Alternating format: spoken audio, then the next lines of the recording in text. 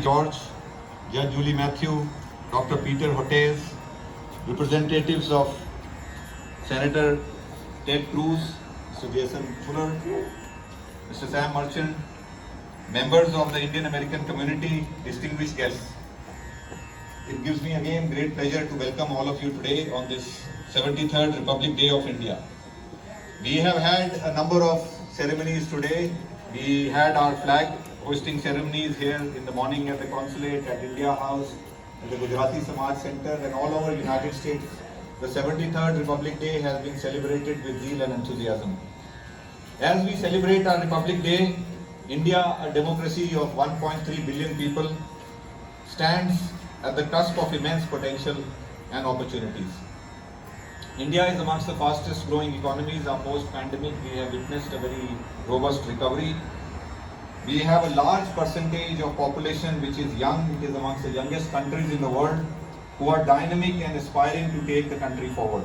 And I think this brings us a lot of hope and aspiration for the future. We also have a vibrant civil society, free media and strong institutions. Government of India under the leadership of our Prime Minister has continued to take transformative measures, historic legislations, extension and expansion of social welfare schemes, providing basic amenities to all citizens, and a very forward-looking agenda on economic reforms. We have taken some very big strides on that front in the recent years. India has also put out a very robust response to the pandemic. We have significantly ramped up our health infrastructure, production of equipment, and we have crossed 1.6 billion doses of the COVID vaccine, which I think is a record in itself. We are really proud of the fact that India has indigenous vaccines. We have Dr. Peter Hotez here, Dr. Botazi here. I'm sure we'll call him Dr. Hotez later to tell you about the great initiative in India-US cooperation, which also is going to do a lot of global good. So as two vibrant democracies, as the largest and the oldest democracies of the world, both India and United States, with our multicultural societies and commonalities in culture and shared values, are natural partners, which is manifest by our relationship and the people who are here. It is really a very broad-based strategic partnership which is growing in areas like defense, security, energy, trade and investment, and people-to-people contacts. We have on earlier occasions, Mayor, you have joined us on many occasions to celebrate together, and all our distinguished guests who have been here. All of you are aware we are commemorating 75 years of our independence, which we call Azadi Ka Amrit Mahotsav. And the themes for these celebrations include our freedom struggle, our achievements at 75, ideas at 75, actions at 75, and resolves at 75 to take India forward and for the growth and development of our country. As part of these activities and events we have planned for these celebrations, I take a brief moment to brief you on the number of things which we have planned through the year. For trade and investment, we have been holding many interactions. We have organized many events, even in partnership with the states we cover. We have done events with the states of Texas, with Colorado, with Arkansas, with New Mexico, and with Nebraska. And we are planning in the near future with Kansas and also with Oklahoma. So we are doing these events in different configurations and geometries. Amongst these areas, technology and innovation is a key pillar between India and United States. We have done a big event on startups. We are doing a lot of initiatives to deepen our connect in areas like information communication technologies, telecommunication, artificial intelligence, financial technologies. And the canvas is very wide on the areas in which we can cooperate, even in the area of innovation with institutions like the Texas Innovation, with incubators in all the states who are really excited. And as all of you may be aware, India is one of the fastest growing ecosystems in startups, the third largest. We have had a number of unicorns in the recent past. In healthcare, we have several leading institutions here. And we have a very close cooperation going on with them, including institutions like MD Anderson, Baylor College of Medicine, and then many other institutions across this part of the United States who have institutional linkages with institutions in India. We have ongoing research for drug pharmaceuticals, the National Institute of Health and Indian Council for Medical Research, ongoing cooperation. And during this pandemic, I mean, we have on many occasions mentioned there is a very close connect in both countries. There are several vaccine candidates which are being developed by both countries. There are several drugs which are being developed, and I think the true thing which is happening is that in global supply chains we are partnering together as a reliable partners together. Houston is the energy capital. We have the CERAWeek coming. Here you are here, and I think people are really I see there is a lot of excitement about the CERAWeek coming from the 7th to 11th of March. But on the energy front, our partnership has really grown. We have now reached $20 billion of trade in energy, but we are also planning many events in new and renewable energy in the coming year. Education and knowledge partnership. We have more than 200,000 Indian students here. We have a large number of students studying in southern United States, and we are actually connecting with a lot of educational and research institutions, because the new education policy in India offers immense opportunity to deepen this connect, including building institutional linkages, exchange programs, and joint research and many other areas. Dr. Khator, who is the president of the University of Houston, she is here, and so are many other members of academia who are helping us in this initiative.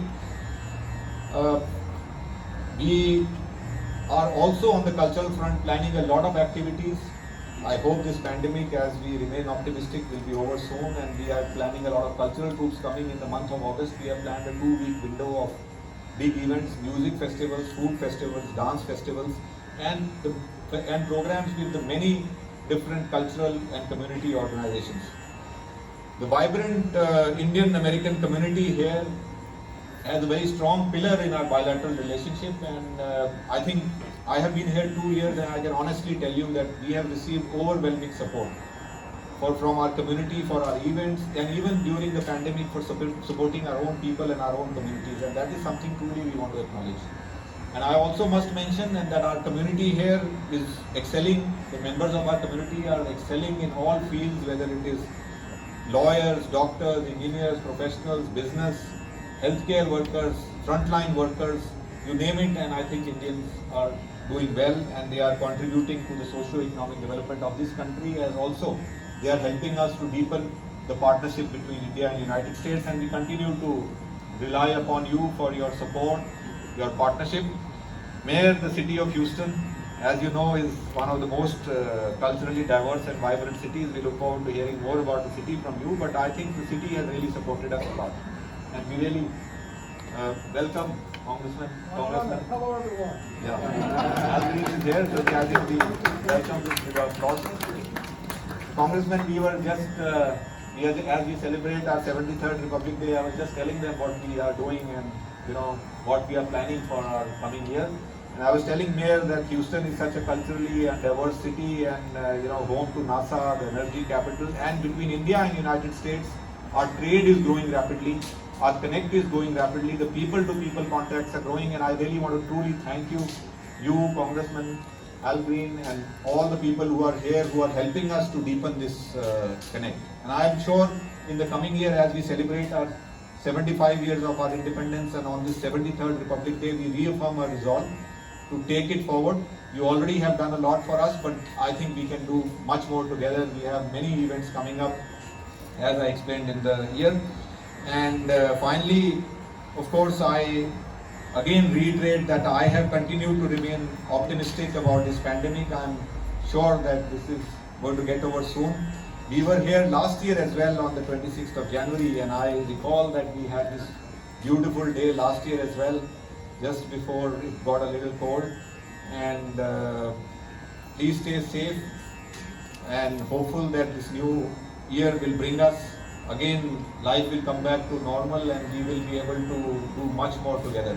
Thank you again, once again, welcome for our team.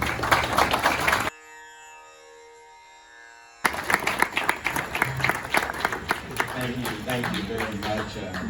I know you said Houston has been your home for 46 years, and I'm just trying to see how that works. I mean, I came as a kid. well, you're 36, but this has been your home for 46, so, somehow I'm trying to add up that math. But it's good to be with you again. To the Consul General Mahajan, it's good to be with you at your home on these steps. So thank you for your very gracious invitation, but even more so, thank you for the friendship that we've established with India, but at the same time on a personal note with you as well. So look forward to continuing to work with you. That means certainly Congressman Green, he and I, we should just ride together. I was with him yesterday, and I cannot tell you just how effective of a congressperson he has been, not just for the 9th Congressional District, but for the city as a whole and for our region. So I really want to thank you personally for your work and your friendship. To the county judge, KP George, he and I have just established a very close relationship, and we learn from each other, rely on each other, communicate with one another. So County Judge, thank you for all that you continue to do. And I know we have representatives from all over Jason, from Senator Cruz, and many other elected officials. So I don't want to be disrespectful, but let me just say good evening to everyone. Let me just start off by saying, Council General, I do hope things will get better as we move forward. I believe things will get better. We rely heavily on Dr. Peter Hotez. You know, he has to get rid of this virus as quickly as possible. But let me just lead in Hyderabad, and Dr. Batansu, Mary Elena, had done a landscaping exercise, what was it, about 3 years ago? We went to India? 2018. Because we knew that they had to be partners, so we had already known everyone, and BioE was one of the first we contacted because we were so impressed with them, Biological E based in Hyderabad. And within minutes they were finishing each other's sentences. We started sending reagents to each other and actually doing true co-development, and we did this with no patent, no strings attached, because when people ask me why did I do that, I said, well, when your house is on fire, you can make one phone call. You have a choice. You can call the patent attorney, or you can call the fire department. And so I thought it was better to call the fire department. And so, and we had a lot of help from Texas Children's Hospital in Baylor. We actually raised money from private philanthropy here in Texas. So Tito's Vodka gave us $1 million. So I know there's no alcohol here tonight, but when you go home, if you happen to want to have an alcoholic drink, make sure it's the Tito's Vodka, the Clayburgh Foundation, the Dunn Foundation, the MD Anderson Foundation. These are the ones that came to our rescue. And it was a tough time because we were trying to raise money early on in the pandemic. Our scientists got special permission to work in the labs at Texas Children's because everything wasn't shut down, but because we were making a COVID vaccine.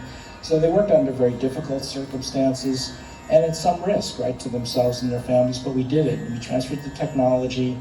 Mahima, the CEO of Biological E, tells me now she has 250 million doses.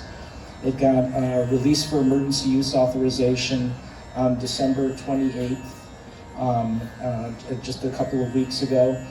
And now we're not only going to be vaccinating India, but they have the capacity to make 140 million doses a month.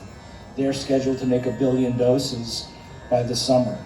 So this is what we need to vaccinate the world, because remember how this works. The Delta variant arose out of an unvaccinated population in India at the beginning of last year. Omicron arose out of an unvaccinated population in Africa towards the end of last year. Mother Nature's not being coy with us. She's telling us exactly what she's going to do. She's saying, if you guys don't vaccinate the Southern Hemisphere and the world's low and middle income countries, I'm going to continue to throw variants at us. And you know, President Biden the White House made some nice remarks today, boasting that they're now donating 400 million doses of vaccines to the world. We're about to match that here at Texas Children's Hospital and Baylor College, and we're about to exceed it as well. And so the reason I think it's such a compelling story is people are often surprised when I told people I was leaving the Northeast. We were both trained at places like Penn and Harvard and Yale. When they heard we're going to Texas, they said, Texas? Why are you going to Texas? Because of the Texas Medical Center and Texas Children's and Baylor. If you really want to get big things done, that's the place you go. and partnering with India was a win-win combination, and now we'll have hopefully a vaccine for the world. I'd say the only hang-up now, and I'm going to ask Mary Lane wouldn't mind saying a few words, is now we've got to get WHO pre-qualification or work with what's called a stringent regulatory authority. So talk about colonialism still alive. These 6 stringent regulators, the US FDA, Canada, MHRA in the UK, Swissmedic, Japan, and Australia. What's missing there? The regulator that regulates most of the world's vaccines, but they're not quite stringent. So colonialism is still alive, so we're still working on that. It'll happen, but hopefully soon we'll be able to vaccinate the world. And as I said, it's this very unique aspect of being here in Houston, India, that made this possible. And we've had the unwavering support of many of the elected officials in this room. The mayor's been there for us every step of the way, Mayor Turner, Congressman Al Green, really the Texas delegation's been extraordinary. KP George, Lena Hidalgo, that really made it possible. Anything that we needed, you were always there for us, and that means a lot. Dr. Batansi,